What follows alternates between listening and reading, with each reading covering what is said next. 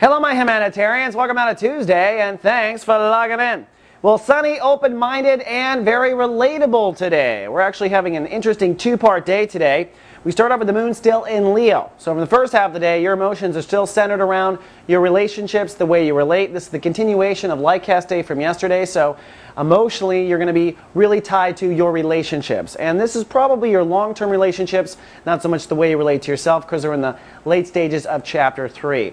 As the day progresses, the moon then moves into Virgo. So you're going to see two distinct vibrations in the day. This is one of those days where you can really see astrology at work. In the morning, it's all about relationships.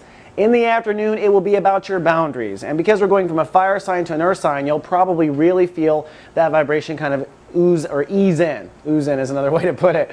So emotionally this afternoon, you may be a little vulnerable. You might be having some anxiety issues. You may want to have or seek safety. Or there's a slim chance you might feel kind of randy. Kind of depends on where you are with your boundaries. But either way, be aware of that. It's not you. It's just the shifting moon.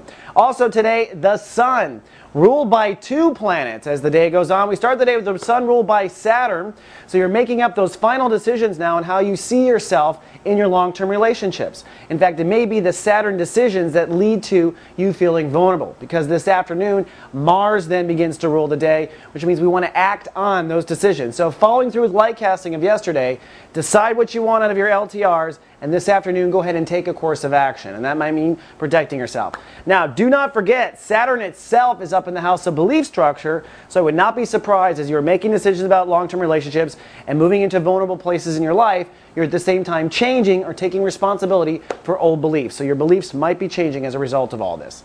All right, Argo, that wraps up all I have for Tuesday. I'm tripping over my tongue, but I will be back tomorrow when the moon crosses Mercury, giving us a lot more clarity. All that and more in 24. Live, love, be. So garden.tv